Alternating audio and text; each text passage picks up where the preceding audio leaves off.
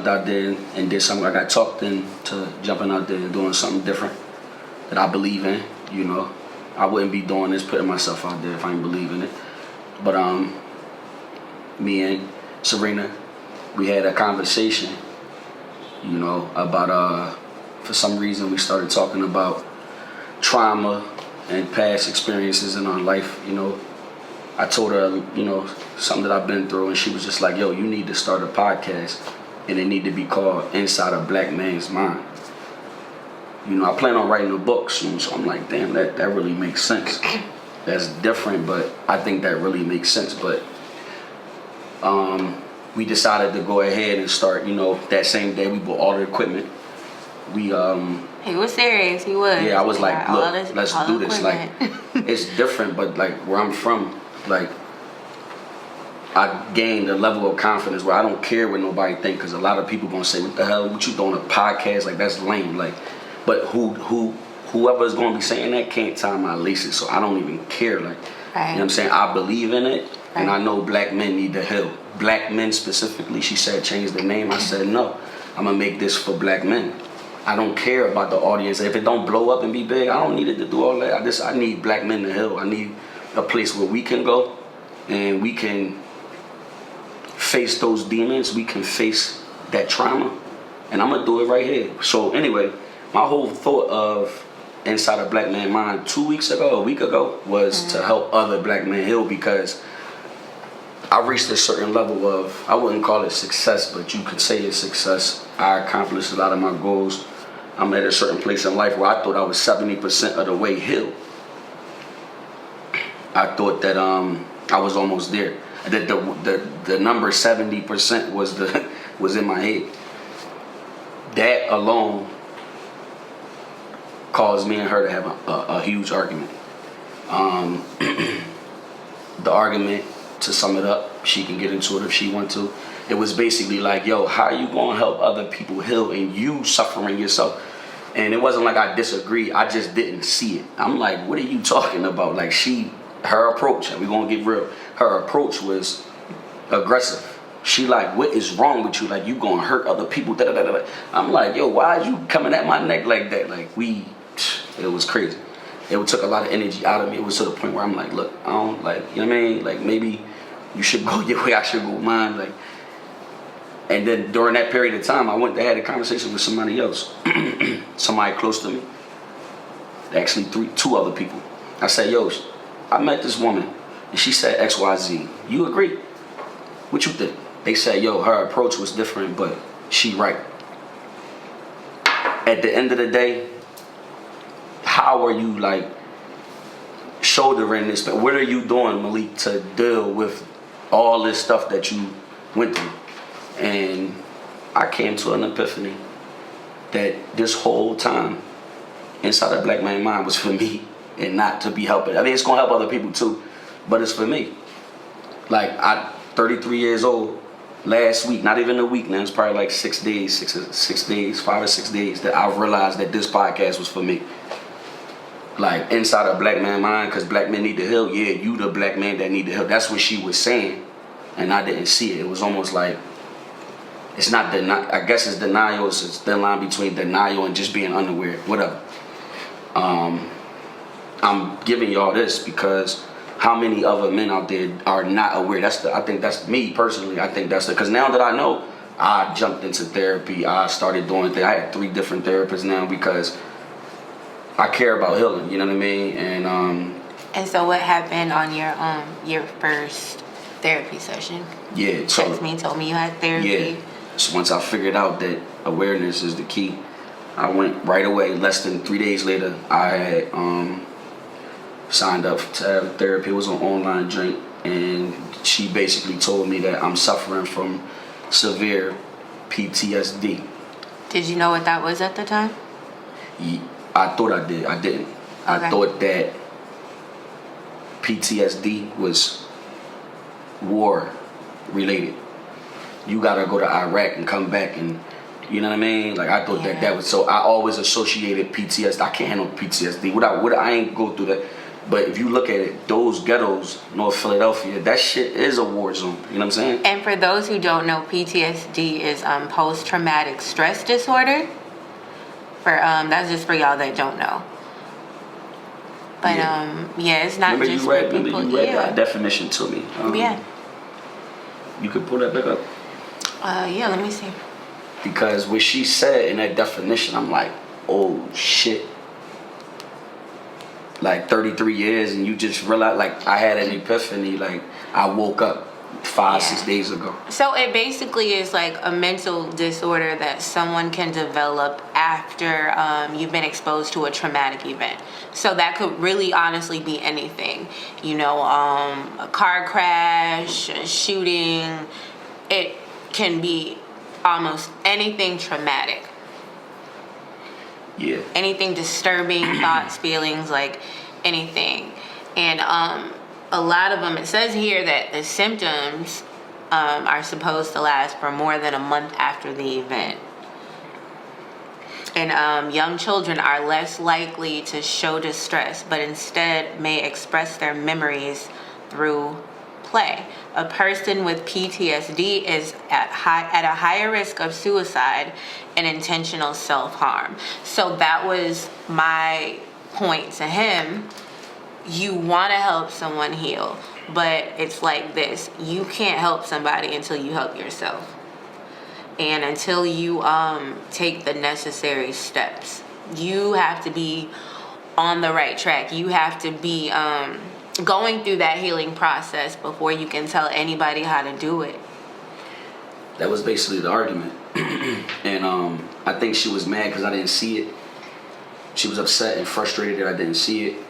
And that was like really the basis of our argument, was because I sincerely did not see. So you was treating me as if it was obvious, you know what I'm saying? And I'm like, what is she talking about? Like, I'm good. Like, I thought venting and talking about what I've been through was healing.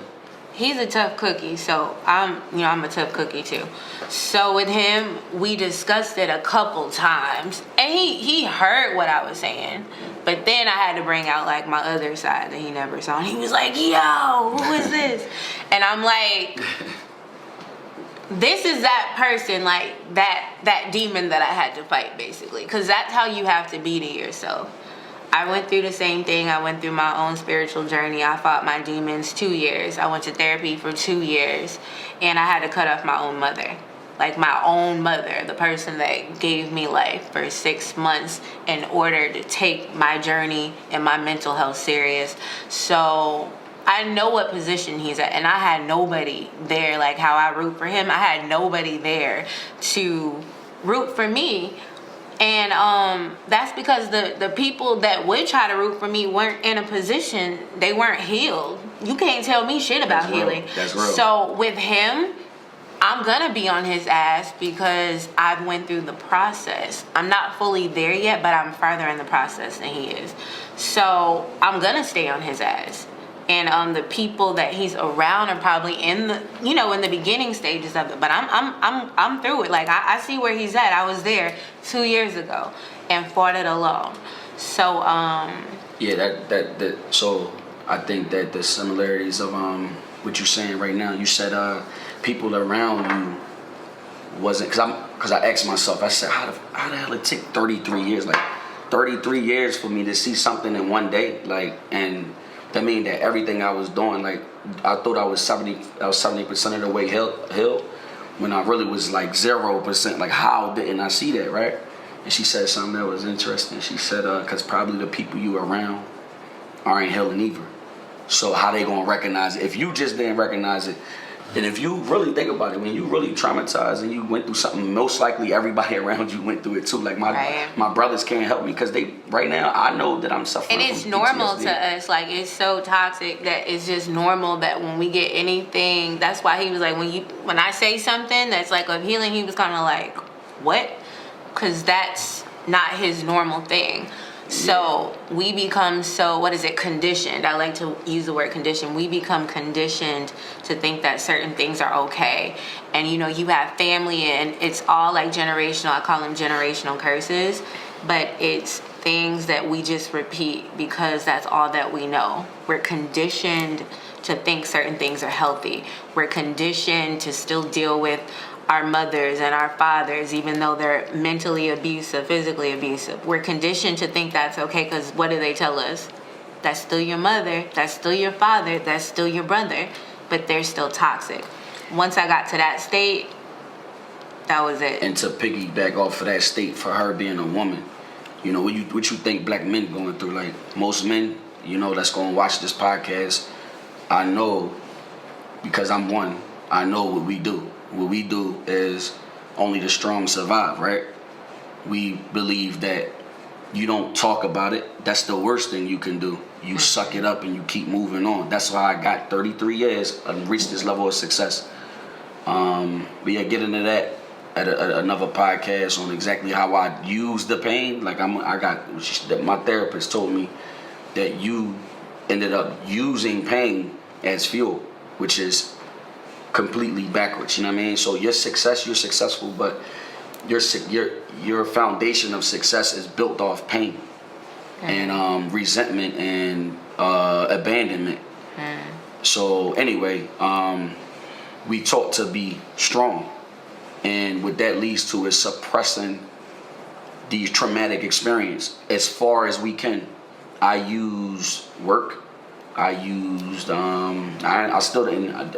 I'm documenting my process live, so I still don't know exactly what I use everything for. I'm figuring it out now, but I know I use work. That was one of my number one things that I used to suppress my trauma.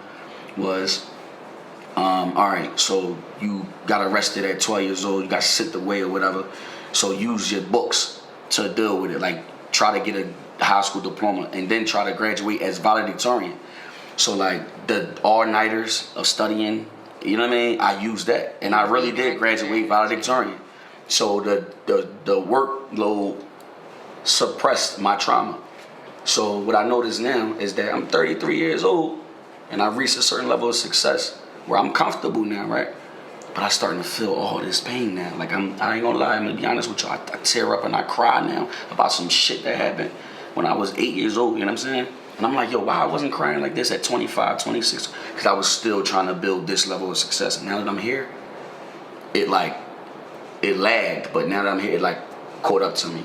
And I know I'm suffering.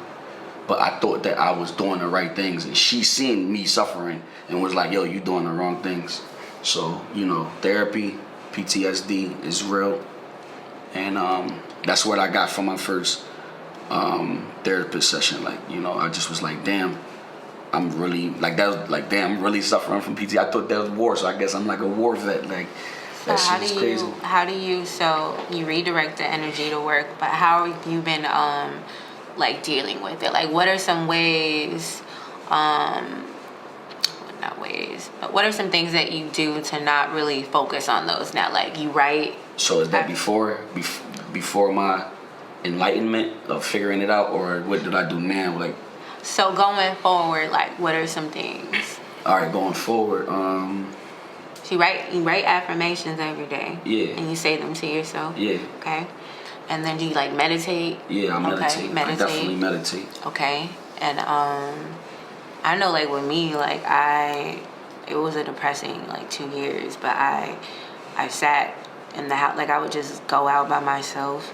I had to be around good energy people, and like I didn't realize I was depressed my entire life.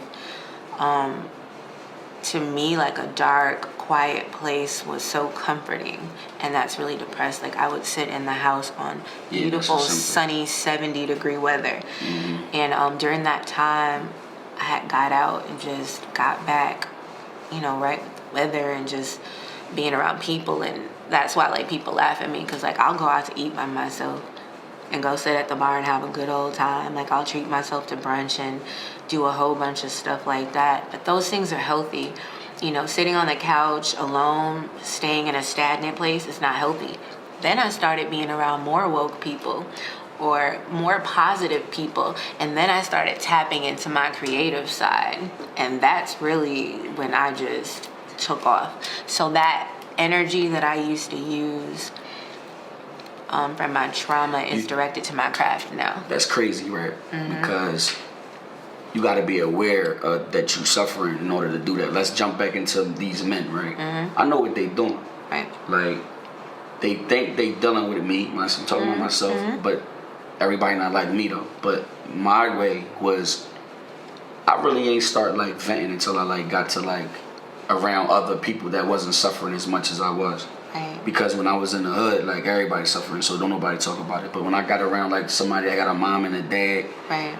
and I said like it was just a topic of come up, and I'm like, yeah, I ain't got no. And they look like, what? You ain't got no mom? Right. And they ask you questions. It's like, yo, I don't really want to talk about that. But I think the first time I ever vented, right? What I seen went through that person, kind of like made me feel like, damn, my story is unique. Right. And it empowered me in a way. We're going to get into it at a later date, but I felt like, damn, when you talk about it, you get this feeling. Right. People make me feel like I'm strong when I tell them what I've been through. Right, right. So like I thought like that was like a way of me surviving almost, like if I keep venting about it. Well, that's still that's a step. I feel like, honestly, talking about it is number one, and addressing it, because that's what I had to do with my mom.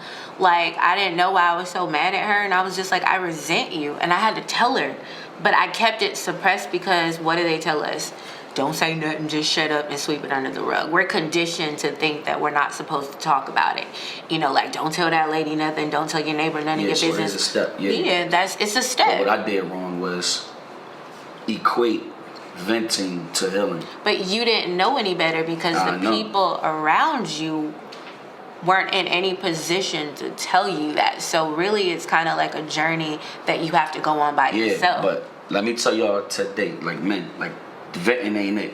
When you with your woman and you telling her about what you've been through, what my therapist said, the symptom of PTSD, to get this, I want y'all to get this.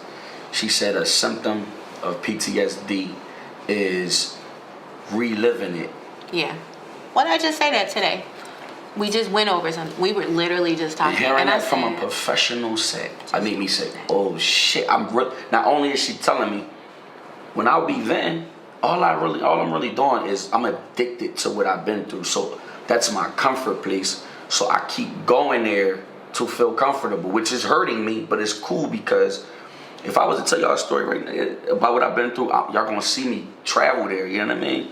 And it's like, what I'm really doing is, yes, another opportunity to feel my pain again, you know what I mean? It's crazy. I think he's growing, and I think what it is that because he's at this mature standpoint now, he's comfortable talking about it and releasing it. And I think maybe before you may not have been comfortable talking about it. You know, most dudes be like, I don't want to talk about it, I don't want to get into that. But because you're at this point, you have all of this that's happening. You're 33.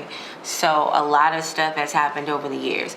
Think about all that traumatic stuff that's happened, all those years that you never told anybody or got it out of you. And so now you're at this point, like, I got to release all this shit. Like, I got to release all this shit. And the emotion's still in it because you never did it.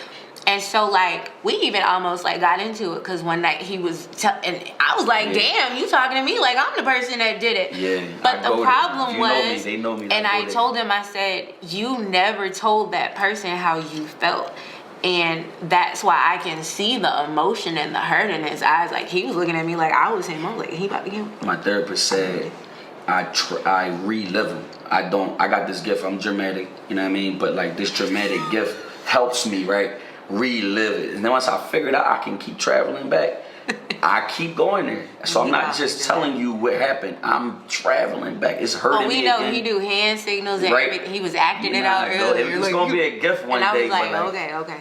But yeah, so that's really, I guess, that's the start of it is, well, actually, I look at it like this. You want to see, like, where the trauma started, really, and the issue with it.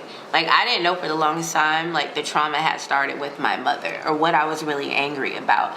And usually a lot of times with that, it comes from our parents because that's, you know, who created us. That is the first relationship that you have. So a lot of that stuff, your relationship at home is really how you become that's the first relationship you have. So you follow that to relationships with men, women, your children, and it's up to you as an adult to want to go get help and to change that. Yeah, that's basically where this all started. That's where it's at. That's where it's at. And next show. That's good. I'll get into it. I'm next happy. show. I'm excited. We still rolling. Yeah, next show, right? You know, I'm gonna jump into it like what happened. You know what I mean? What caused the PTSD? You know, and I clearly see it. You know, it's a summary. My family, not my mother and father. My entire family did me dirt. I got the shortest end of the stick. Like. This could have been bad if I wasn't as strong as I am. I see it like that. This is why people kill themselves. You know what I'm saying? I got overlooked. My family forgot about me. They had their own, trauma that they was dealing with. Where the truth is that I got overlooked as a child, like a baby. Like everybody just chalked it up. Like maybe it'll go away. And I feel it, you know what I'm saying? I feel like, damn, like I'm a real human being, bro. I don't just go away, you know what I'm saying? But I lost myself at a very, very young age. So like I've been traumatized my entire existence. And I learned this way of surviving, which was backwards, but it worked for me. So I made it to where I'm at. But it's all, I gotta go back and undo all this trauma, you know? So we'll get into it. And see what this podcast can really see if it could touch somebody, help somebody else. I think it's gonna be. I think it'll be a good one. Yeah, because I mean, you go through that phase where you have to. What do I always say? You fight your own demons for a second. So I think that really did it. And also, I feel like you're on like a spiritual journey as well. Yeah. So as long as you stay focused, you're good, and keep good energy around you. You're good. You're good, and that's really all that is. Yeah. So. So. After. Oh, I would like you need to end. What's that quote I told you before we end this? What quote? So what quote? You gotta so I told him this, and I only specifically want because the name of the podcast, but I always tell people like you can't go back to what hurt you and heal there. Like you can't go back. You can't go to your source of trauma and pain for healing. Can't. And a lot of us, what do we do? Dope. We do that. That was dope because can't do it. Let me explain. We said we got a little bit of time, right? All right. So look. I felt like, I'm successful. I'm going to make it. At this point in my life, I know I'm going, everything my dreams going to come true. Like, dreams do come true. I ain't there yet, but I can see it. It's right. All I got to do is stay alive. So, like, you start looking at healing now, like, damn, righting all your wrongs. And I felt like, damn, I wish my pop and I wish my mom, like, we could get this right. So I went back to them. And long story short, it make everything worse. And then she told me, and then look, so I was at this point where I'm like, damn, God, like I talked to God, like I'm like, God, how the hell you put me through this? And I'm the bigger man, you know what I'm saying? I'm trying to go back and go to people that left me, you know what I'm saying? And if I'm gonna be the bigger man after being the victim, basically, and the victim is coming back, how the hell I get hit again? Like, I don't get it. Like, what you want me to do? I thought that I'm just not going to be able to heal. Like, I'm just going to have to, like, they hold the key to my healing. And I went back to them to go get the key, and it's not working. So I just got to live my life with no mom, no dad for the rest of my life. My kids, you know what I'm saying? It's more trauma because I got children. And my relationship with my peoples, my whole family, like, basically is messed up. So they messing it up. They messing up my healing. They obstructing my healing, right? So when she said you can't go to your place of healing, I mean to your source of pain for healing, that makes sense. Like I gotta heal within, so I can go to them and attempt, but whatever happens is on them. You know what I'm saying? Like it ain't got nothing to do with me. They could probably act the same way, and I won't be hurt when I go back to them because it's just like I'm already healed before I came to you. And once you do that, you're gonna start attracting other people that are healing, and that shit that we once was like, come, it's like, nah, I'm cool. So really, internally, you reflect how you feel about yourself at that moment. That's just my little theory. And that's in any type of relationship, family, intimate, whatever. You know, once you feeling successful and getting money, you don't want to be around broke motherfuckers. That's true. That I feel that. Do you? I feel that. Okay. I feel that like once you start healing, you go and attract people that. It's the same for any damn thing. I'm getting money. I don't want to be around no like broke people. Life I want to be other around side somebody building. getting money that's gonna help me to get more money. So it's the same with your healing. Okay, I'm done talking. Oh, hope you guys enjoyed it. See y'all next time. We want to make this joint interesting, like, you know what I mean, for the people that it's for. It is. You know, so yeah, like we gonna start inviting guests on. Yeah, we're gonna start doing have guests and you know stuff like that. And then some episodes he just gonna be talking like a diary.